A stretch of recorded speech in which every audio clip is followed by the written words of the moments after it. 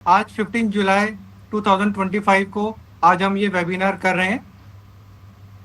सबको वेलकम है। फार्टसाइट के सभी जुड़े हुए हमारे कस्टमर्स को और जो बाहर से भी जुड़े हैं उन सबको मोस्ट वेलकम है सबको।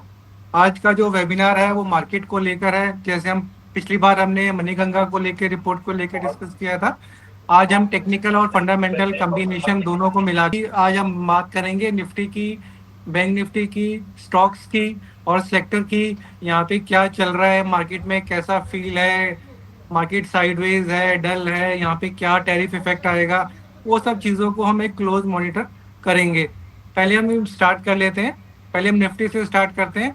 आज निफ्टी की क्लोजिंग 25,195 में बंद हुई है।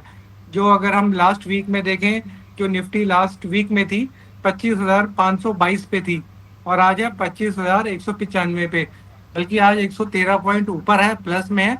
तो हम यहाँ पर पहुंचे हैं निफ्टी स्पॉट लेवल में। लास्ट वीक में हमने कुछ लेवल्स दिए थे मणिगंगा रिपोर्ट डिस्कस करने से पहले निफ्टी के और बैंक निफ्टी के। डाउन साइड में 25,050 दिया था और चांस की बात है निफ्टी भी अप्रोक्सीमेटली स्पॉट उसी के आसपास से बाउंस किया। 50 पॉइंट निफ्टी ऊपर नीचे है। और बैंक निफ्टी का हमने जो लास्ट वीक में जो लेवल दिया था डाउन साइड का 56,700 था, उसके अंदर भी 56,600 से ही बैंक निफ्टी स्पॉट बाउंस हुई है। तो जो हमने वीकली के पॉइंट ऑफ व्यू से जो लेवल्स दिए थे तो उसने उसको रिस्पेक्ट किया है। अब अप साइड में अगर हम देखते हैं कि अप साइड में हमें क्या लगता है, यहाँ से एक लेवल्स दे देते हैं। बाजार थोड़ा साइडवेज को लेकर है, लेकिन आज जो थोड़ी सी पॉजिटिव साइड मूवमेंट आई है, लग रहा है अगर ये कल सस्टेन हो जाती है then it's very positive. Then we can see जो रिसेंट हाई लगा था वहाँ तक हम पहुँच जाए और उसको भी ब्रेक कर दें ऑन अ पॉजिटिव नोट। 25,700 एक इम्पॉर्टेंट रेजिस्टेंस रहेगा जो रिसेंटली में हाई लगा। उसके लिए उसको 26,300 का लेवल, सॉरी 25,600 का लेवल बहुत इम्पोर्टेंट है जो ब्रेक करे। अपसाइड में अगर 25,700 ब्रेक कर लेता है तो हो सकता है कि आने वाले टाइम में तो ये 26,000 के भी ऊपर हम इसको देख लें।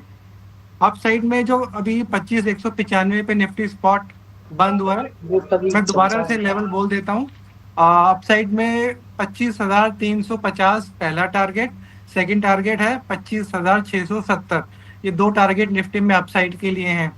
और निफ्टी अगर 25,000 इंपॉर्टेंट लेवल है क्लोजिंग बेसिस पे, अगर वो लेवल ब्रेक हो जाता है तो हम उसमें नीचे 500 पॉइंट तक की करेक्शन 24,400 से 500 का डाउनसाइड हम देख सकते हैं। Similarly on the bank Nifty further more stronger than the Nifty. तो जैसे हम बोलते आ रहे हैं कि financial sector is the most performing and the most valuable sector यहाँ पे मुझे लग रहा है अभी। बैंक निफ्टी में डाउन साइड में 56,500 के इम्पोर्टेंट लेवल है, उसके नीचे हम वीक हो जाएंगे। और अप साइड में 57,400 यानी 57,400 एंड 57,700 इम्पोर्टेंट अप साइड के लेवल्स रहेंगे। अभी जो थर्ड इम्पॉर्टेंट चीज़ है विक्स, जो हमारी रिपोर्ट में भी रहती है मणिगंगा रिपोर्ट में, विक्स में भी 11.44। विक्स देखकर बाजार में कोई पैनिक नहीं लग रहा है, सब कुछ नॉर्मल लग रहा है। तो ऐसी कोई situation major up and down की एक्सपेक्टेशन बाजार नहीं हो रहा है जो विक्स डिनोट कर रहा है, जो विक्स बता रहा है। और जो सेकंड इम्पॉर्टेंट चीज़ है डॉलर, डॉलर इंडेक्स 100 के नीचे है अभी, एट प्रेजेंट 98.10 के आसपास चल रहा है। तो उस हिसाब से डॉलर इंडेक्स भी ठीक है, तो वो भी एक बेटर साइन है। डॉलर इंडेक्स अगर ऊपर जाने लगता है अबव 100, अबव 103 और 4, तो थोड़ा सा बाजार के अंदर थोड़ा पैनिक वाली सिचुएशन या थोड़ी प्रॉफिट बुकिंग बाजार में आती है। अब यहाँ से हमें कौन से सेक्टर पे दोबारा बात करता हूँ, सेक्टर कौन से अच्छे लग रहे हैं। फाइनेंशियल सेक्टर एक हो गया, एक power sector for the next 2 months के लिए। थर्ड है अभी एट प्रेजेंट के लिए अगर किसी को इन्वेस्ट करना है तो मुझे आईटी सेक्टर, अभी एक्टिव आईटी सेक्टर बहुत लीस्ट वैल्यू पे अवेलेबल है। यहाँ पे अगर कोई इन्वेस्ट करता है उसका टाइम ओरिजिन थोड़ा सा 5 से 6 महीने का हो तो बेटर है। मुझे अगर इन्वेस्ट करना हो तो मैं आईटी का कोई ईटीएफ आएगा तो उसमें इन्वेस्ट कर दूंगा और नेक्स्ट 3-4-5 डेज में लगातार इन प्रपोर्शनेट, सपोज मुझे 1 लाख रुपए डालना है आईटी सेक्टर में, तो मैं आईटी सेक्टर का कोई फंड लेके उसके अंदर मैं 10 दिन तक या 4 दिन में उसको डिवाइड कर दूंगा, 25-25 हज़ार रुपये डाल दूंगा आईटी सेक्टर में और मेरा जो टाइम होरिजन रहेगा वो 3 साल का रहेगा, और जो मेरी एक्सपेक्टेशन रिटर्न रहेगी 20% की CAGR की रहेगी। तो मैं इस पॉइंट ऑफ व्यू से काम करता हूँ।